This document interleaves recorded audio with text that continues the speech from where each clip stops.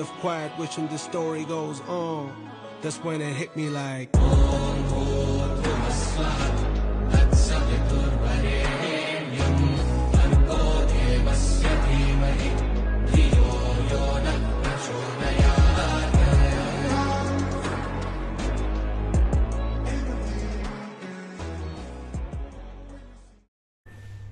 नमस्कार मित्रांनो, हर हर महादेव. आत्ता वाजलेत सकाळचे 7:30-8 आज 7:30 पावणे 8 झालेत. तर मी चाललो आहे माझ्या आयुष्यातल्या पहिल्या बाईक राईडला. ते म्हणजे महाराष्ट्रातले 3 ज्योतिर्लिंग. सलग 3 कंटिन्युअस हॉलिडेज असल्यामुळे म्हणले की जाऊया, आता बाईक घेतले, राईड चालू करूया. सो निघतोय सोलो राईडसाठी. माझ्या आयुष्यातली पहिली बाईक राईड, माझ्या नवीन गाडीवरची बाईक राईड. खूप एक्सायटेड राहू. त्यामुळे 3 ज्योतिर्लिंग, 3 दिवस सुट्टी आहे आपल्याकडे. 3 ज्योतिर्लिंग कंप्लीट करायचे आहेत आपल्याला. पहिला असणार आहे इथून खोपोली टू भीमाशंकर, भीमाशंकर टू त्र्यंबकेश्वर आणि त्र्यंबकेश्वरपासून आपला अजिंठा वेल्लोरचा ग्रिनेश्वर. सो मी इकडे 3 दिवस कंप्लीट करणार राईडमध्ये आणि त्यामध्ये बघू काय मजा येते, कसं काय काय एक्सायटेड असणार आहे आपण. तिथे काय काय बघायला भेटणार आहे आपल्याला, हे सगळं बघून एन्जॉय करायचं आहे. आता निघतोय मी खोपोलीतल्या घरातून मस्तपैकी. आता इथून भीमाशंकर आसपास 120-130 किलोमीटर आहे. सो भीमाशंकरला तर आता मजा येणार, कारण पूर्ण जंगल रस्ता आहे आणि राईड करायला भारी वाटणार आहे. सो निघू. फक्त एवढंच आहे की अपेक्षा गर्दी नसावी, कारण सगळं पब्लिक गेले कोकण, परत आपले बाकीच्या ठिकाणी गेले. सो आपण जातोय काहीतरी नवीन, काहीतरी वेगळं करायला. खरं तर इच्छा 12 ज्योतिर्लिंगची होती, पण सुट्टी नाही आहे. कॉर्पोरेटला असल्यामुळे सुट्टी भेटत नाही मला. सो भेटले 2-3 दिवस सुट्टी, तर त्यामध्ये आपण कंप्लीट करू 3 ज्योतिर्लिंग महाराष्ट्रातले. पूर्ण बॅगचा सेटअप झाला आहे माझा. सो शूज घालतोय, निघतो डायरेक्ट. आता भेटू गाडीवरतीच. चलो गाईज, गणपती बाप्पा मोरया, हर हर महादेव. सो गाईज आपण आता निघतोय भाई. कसलं एक्साइटेड फील आहे मला, जबरदस्त रे, जबरदस्त फील आहे भाई. असं वाटतंय की आता आपल्याला आता हे भाई जबरदस्त लाईफ भेटली. मनासारखी लाईफ जगायला मिळणार आहे भाई आपल्याला, मनासारखी. आता मी एवढं एक्सायटेड आहे, चुकून दुसऱ्या रस्त्याला घातलोय, पण ठीक आहे, आपल्याला एक काम आहे त्या साईडलाच, जाऊ तिकडे. ऍक्च्युली मला रात्रीच रिपेअरी करायचं होतं माझ्या बॅगची चेन, बट ती थोडं दुकान बंद होतं. म्हणलं की आता जाऊन रिपेअरी करून घेऊन जाऊया डायरेक्ट. तसं बॅगला माझ्या फक्त जराशी शिलाई उसवल्या, त्यामुळे म्हणलं की करून घेऊ ते. आय काय हे लोणावळ्याला ट्रॅफिक. आज गाव निघाले फिरायला, कारण सलग हॉलिडे आहेत ना कंटिन्युअस, त्यामुळे. आया भयानक ट्रॅफिक लागलंय की रे. आपल्याला काही पण करून लोणावळा पार करायचा आहे, तेव्हा कुठे आपण कंटिन्युअस पकडणार रेंज तेवढी. भाई काय रविवारी, शनिवार रविवार अख्खं मुंबई पुणे इकडे आले, काय एवढी गर्दी, भयानक गर्दी आहे रे. काही करायचं कळत नाही आहे. बायकर निघतायत, आपण पण निघू बाजूच्या साईडने. अहो ग बाई, कुठनं काय कसं काय गाडी काढायचं देवा. आई शपथ, एवढं ट्रॅफिक आज. काय लोक, गावाला सांगितलं कोण मी निघालो ट्रॅव्हल साठी. आज एवढं ट्रॅफिक करून ठेवलं मला बघायला. भाई तरी आपण आपले स्किल्स लावू थोडेफार आणि काढू गाडी बाहेर. चल भाई, भाईच्या मागे थांब तू. बघता राजन, तुला रस्ता काढतोय भाई तुझ्यासाठी. चल चल भाई, भाईच्या मागे थांब फक्त तू. रस्ता निघाला बघ बघ बघ कसं. अरे भाई गाडी पंचर झाली वाटतं. एक तर का नाही गिअर बदलून बदलून हे झाले माझे, आता हालत संपले, एंड झालाय. मी काय खाली टाकणार नाही, भावानं खाली टाकलाय, पण मी नाही टाकणार खाली, मी वरूनच जाईन. लोणावळ्याची कायमची बोंबाई, या रस्त्याला कायम गर्दी असते. काय माहित काय सीन आहे. हा हा हा हा भाई, काय गर्दी ये मधी ये भेंडी. आता जरा मोकळा श्वास घेतल्यासारखं वाटायलंय मला, तरी पण आहे ट्रॅफिक. आईची जय, काय ट्रॅफिक आहे. नाही नाही नाही नाही भाई, चाललो आम्ही. खरं तर मला इथं चहा प्यायचं मन होतं, पण ट्रॅफिक बघून वाटतंय की जाऊया गप पुढे, कारण भाई कधी इथे ट्रॅफिक लागल सांगता ना. त्यामुळे पहिला आपण आपलं लोणावळा सोडूया, खड्डावळ सोडूया, मग पुढे कुठे चहा प्यायला थांबायचं थांबूया. पण आता निघूया इथं भाई, कारण कधी ट्रॅफिक लागल, कधी काय होईल काही आयडिया नाही. फायनली आपण लोणावळा सोडून लागलोय पुण्याच्या रस्त्याला. गर्दी सगळी गेलेली आहे, तरी पण भाई काय माहित काय विषय, गर्दी तर भरपूर आहे. चहा पाहिजे आहे आपल्याला. आता एका ठिकाणी थांबूया चहा पिण्यासाठी.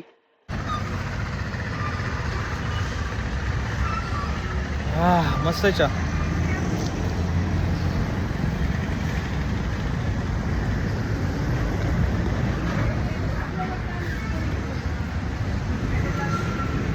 ₹10 ना? ₹12 का? चला भाई, आलो आपण आता जवळजवळ. म्हणजे मी आता तळेगावच्या रोडला आहे आणि इथून किती किलोमीटर आहे? 6 किलोमीटर वरती लेफ्ट आहे. तो सरळ म्हणजे छोटी छोटी गावं करत भीमाशंकर पर्यंत जातोय, ज्योतिर्लिंग पर्यंत. बाय द वे, हेल्मेट नवीन घेतलंय. कसं आहे? परवाच म्हणलं भाई राईड करायची आहे, प्रॉपर एक आपल्याला हेल्मेट घेऊया म्हटलं, तर राईड करायची मजा येईल म्हटलं. जॅकेट पण घ्यायचं होतं, पण सध्या वेळ नाही मिळाला. काल खूप कामात होतो, म्हणजे भयानक कामात होतो काल तर मी. चला लागलो आपण आता भीमाशंकरच्या रस्त्याला. आता हा आपला मस्तपैकी भीमाशंकर रस्ता बघूया. पहिल्यांदा आयुष्यात या रस्त्याला आलोय. हेच वय आहे, हेच आहे, माहिती आहे, मेहनत करायची आहे दुसऱ्या गोष्टींची पण, पैसे पण कमवायचे, पण हा पण अनुभव तेवढाच महत्वाचा. घरी बसून काही होणार नाही आहे. तुम्ही किती पण पैसा कमवा, काही करा, म्हणशील आता पैसा कमवतो नंतर ना हे करता येईल, पण नंतर ना ती वेळ नसणार आहे आपल्याकडे. त्यामुळे म्हणलं की बाहेर पडा आणि थोडं कमवा. कमवा म्हणजे फिरा. मला अजूनही आठवत नाही आहे की माझ्या पहिली ट्रिप जी मी गोव्याला गेलतो, त्या पहिल्या ट्रिपला खर्च किती झाला. हा टेंटेटिव्ह अमाऊंट तुम्हाला सांगू शकतो, आसपास 5-6 हजार रुपये झाले असतील. गॅरंटी नाही देऊ शकत, कारण मला माहितच नाही किती झाला खर्च. पण त्या गोव्यातला ज्या मेमरीज आहेत माझ्या, ज्या आम्ही मित्रांसोबत मजा केलतो, ते मला मात्र आठवत्या काय काय केलं. त्यामुळे भाई पैसा आठवत नाही कुठे काय, पण ते मेमरीज लक्षात राहतात. त्यामुळे म्हणलं की पैसा पण कमवायला पाहिजे, थोडा गरजेचा आहे, पण तरी पण त्या मेमरीज जगल्या तरी पाहिजेत. कमवून काय करणार आहे एवढं. अरे महाराजा, पिढा पिढा सगळी ठेवू दे रे महाराजा, आपल्याला ट्रिपला जायचं आहे रे महाराजा. जे काय पुढे माझ्यावरती संकट असतील सगळे घालव रे महाराजा, तुझं लक्ष असू दे रे महाराजा. भाई सकाळी उठलेलो की नाही, तेव्हा कुठली तरी ट्रिप चाललेली मालवणला, त्यांचं स्टेटस बघितलं. मग म्हणलं की आपण पण आपल्यासाठी थोडीशी प्रे करूया, जेणेकरून आपलं पण थोडं रक्षण होईल, आपली ट्रिप पण सक्सेसफुल होईल.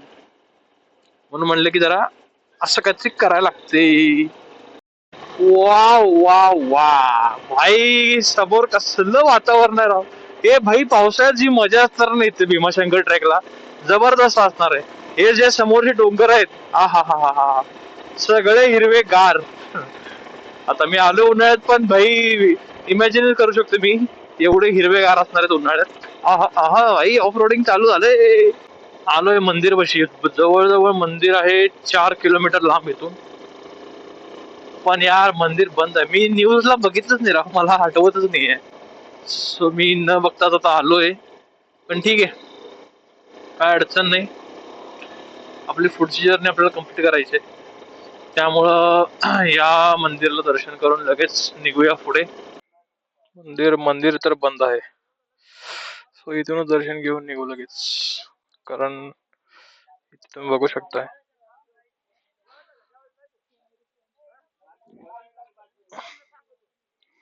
इथून आता डायरेक्ट बंद असल्यामुळे म्हणलं की इथूनच दर्शन घेऊ आणि निघू पुढे मग त्र्यंबकेश्वर साठी. हर हर महादेव.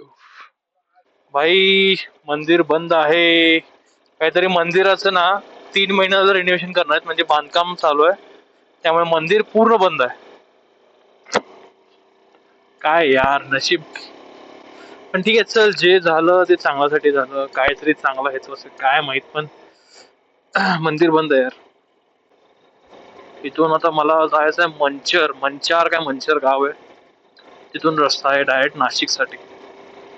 So let's go. कोणाला तरी विचारावं लागेल, कारण भाई इथं रेंज नाही फोनला, आणि फोनला रेंज नसल्यामुळं मॅपचे प्रॉब्लेम येत आहेत. समोर डॅम आहे बघा तो बरोबर, कसला जबरदस्त डॅम आहे राव. आणि आपल्याला जायचं इकडे मंछारकडे, आणि हा डॅम. भाई थांबा, कुठे गेला आपला पाणी पितो, थांबा जरा, तहान लागले अचानक भयानक. थम्सअप होतं थोडं, थम्सअप पिया म्हणलं. मला एक गोष्ट कळत नाही, सरळ वरनं हायवे होता, मॅप न खाली का दाखवलं. सोडा, त्याला पण समजलं असेल पाणी प्यायचं याला, म्हणून खालनं घेतो रस्त्यावर, म्हणून बहुतेक रस्ता खालनं घेतला. आणि समोर भाई मला म्हणजे हे जे काय धबधब्याचे सगळे निशाण दिसत आहेत की पावसाळ्यात ते पूर्ण भरलेलं असणार आहे. आणि हा किल्ला आहे कुठला तरी, मला असं वाटतंय हा किल्ला आहे, कुठला तरी किल्ला आहे हा, 100% किल्ला आहे, कारण वरती काठ दिसतोय त्याचा मला. अरे हे नाशिक मध्ये एंटर गेल्या गेल्या गर्दी, इथं पण ट्रॅफिक आहेच काय, या आईला सगळीकडे ट्रॅफिक आहेच. अरे भाई पंच द्या की एक त्याला, समोरच्याला पंच. काय थांबवलाय, काय गेलाय, जा म्हणा की बाबा रस्ता मोकळा आहे, थांबलाय तू, काय विषय. हा भाई काय विषय, चल ना पुढे, आता कसं म्हणतो तसं चल पुढं. नाशिक शहरात आपले स्वागत आहे, बोर्ड वाचलेला आहे आपण, धन्यवाद नाशिककर, तुमच्या शहरात आलोय. टोटल इथून अजून किती, 440, अजून नाही 1.2 किलोमीटर अजून इकडे तिकडं. बघाय भेटतंय का बघू, नाहीतर तिथेच कुठेतरी हॉटेल आहे पंचवटीपाशी, सो तिथे कुठेतरी राहायचा प्लॅन शोधूया. माझ्या मते उद्या सकाळी असतंय वाटतं पहाटेचं, पण एकदा ते नसेल तर मग उद्याचा दिवस रात्रीचा मला बघावं लागेल पंचवटीवरती राहायचं वगैरे. भाई रूम मिळाले, पण नाशिकमध्ये फुल, सगळे रूम्स फुल आहेत नाशिकमध्ये सध्या. आणि आता आपण डॉर्मेटरीमध्ये आलो आहे, 300 रुपये बेड आहे सिम्पलमध्ये, आणि लॉकर सिस्टीम पण खालीच आहे, दाखवत थांबा कुठं. सो सेफ पण आहे प्रॉपर, अशी डॉर्मेटरी आहे खाली.